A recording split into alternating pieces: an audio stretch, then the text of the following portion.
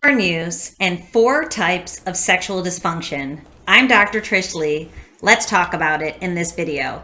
Okay, so we are going to talk about 4 main types of sexual dysfunction and how they are created or caused by porn use. Number 1, we're going to talk about delayed ejaculation. Number 2, erectile dysfunction.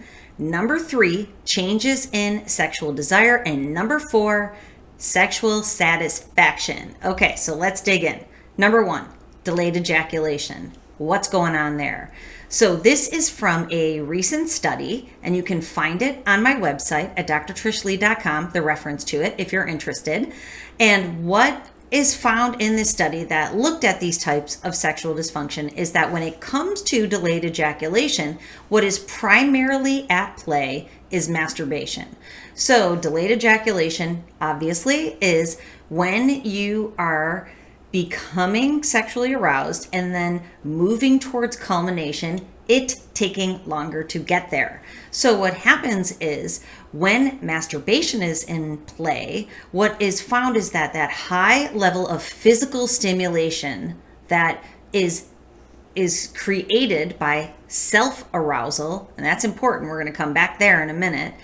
When you include masturbation, it is giving your brain not only these high levels of mental stimulation, it's also including this high level of physical stimulation. So the second factor that was found for delayed ejaculation was fantasy. So clearly, if you're consuming pornography, and most people couple it with masturbation, you are giving your brain this high dose of mental and physical stimulation. And what that does is it fries out the reward center in your brain, and it actually changes the neural pathways which lead to problems with sexual desire and satisfaction that we'll get to in a minute, but it changes the way that your brain uses neurological pathways, and it creates dysfunction, inability to function properly. And delayed ejaculation means you can go for a long time. Unfortunately, you do go for a long time because you can't get aroused in a timely fashion, like we've talked about before in the video of the difference between porn sex and healthy sex. So we know masturbation is a problem there. So clearly the brain tip is decrease the amount of masturbation. If you can't get rid of the porn habit, try to decrease the masturbation habit. For most people, it's best to leave porn behind completely because of the damages to your brain, and to decrease masturbation while you are getting rid of that habit over time, because it can be tricky to leave both of them behind. Okay, moving on to number 2, erectile dysfunction. So the definition of erectile dysfunction in this study is the inability to get an erection to be able to have sex with a honey. So be able to actually connect with a honey in a physical sexual relationship. So we know from the studies that erectile dysfunction is happening to people younger and younger, and it has such higher level of prevalence. So what it means is younger people are suffering from worse erectile dysfunction. So what's at play, what's interesting is that in this study, they actually did a survey, but then they also did a study where there were men, and they showed them pornographic films, actually erotic films, moving up to lower levels and then higher levels of pornography. And the people, this is the factor, the important one, the people who had watched more different pornographic films in the year before were the ones with the worst erectile dysfunction. Let me say it again. The more and the variety, the bigger variety of porn that you've watched in the last year, that impacts the way that the brain becomes aroused. And then that plays out in erectile dysfunction, not being able to get an erection when there's lower levels of stimulation, which is quote unquote vanilla sex, is what the study says. And I've been dying to make a video on vanilla sex, so I probably will after this one, because vanilla sex is perceived as boring by hypersexual people. But vanilla is the #1 selling ice cream, not because people have to eat vanilla ice cream, but because people want to. because it's enjoyable. Now, I know what you're thinking. You're just saying that because you're a woman or because you're middle-aged or whatever else you're coming up with. But that is not the truth.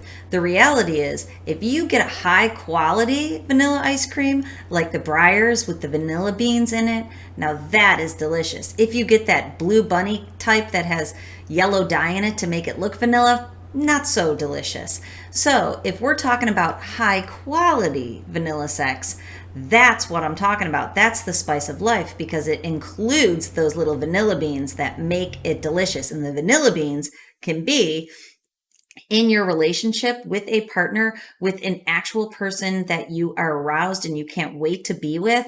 You include sexual positions, sexual acts, you include things that both of you like, and you spice it up and you get those vanilla beans going. You get dopamine, you get serotonin, you get a neurochemical cocktail that makes your brain feel great, but doesn't damage it, like the intensity of pornography and masturbation coupled. Moving on, we won't stay there too long, but what was found with erectile dysfunction is that the more you consume pornography and the more number and variety of films that you watched, the worse erectile dysfunction would be.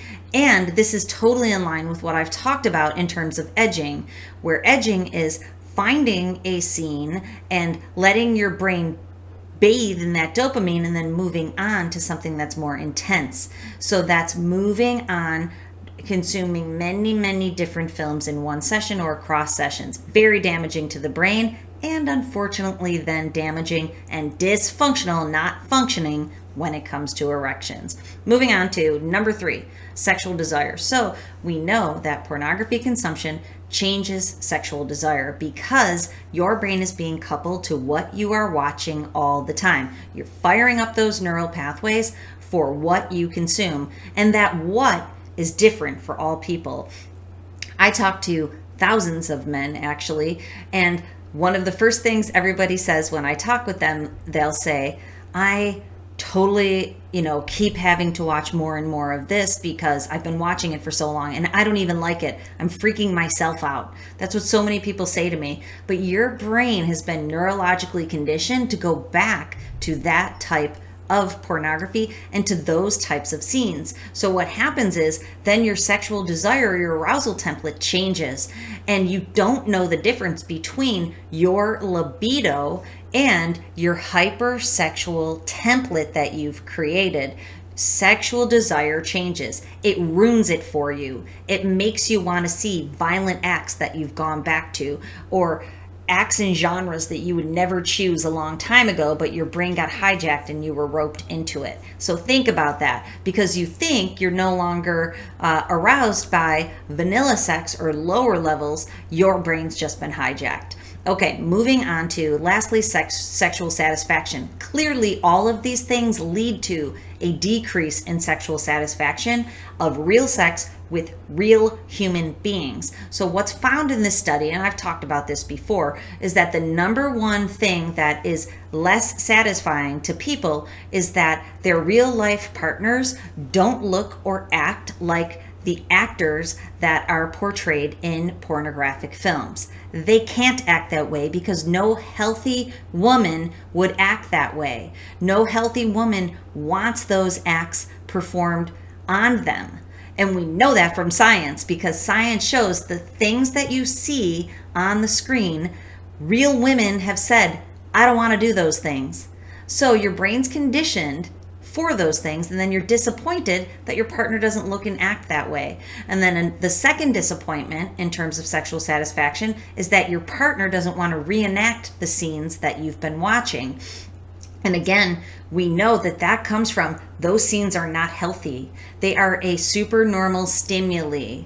The pornography industry knows that they're hijacking your brain. They're doing it on purpose. It is a massively huge financial industry that is exploiting your brain pattern for their financial gain. And it's destroying your brain at the same time, which is why I'm here. So when you back yourself out of your pornography habit and masturbation habit, your brain heals. The reward center in your brain heals itself and fires itself back up again, so that the quote unquote vanilla sex, the good kind with the beans in it, will be arousing to you again. And there won't be delayed ejaculation. There won't be erectile dysfunction, and there'll be a lot more desire and satisfaction, which is exactly what I want for you. I want you to have a healthy brain that fires up the neural pathways that keeps it healthy.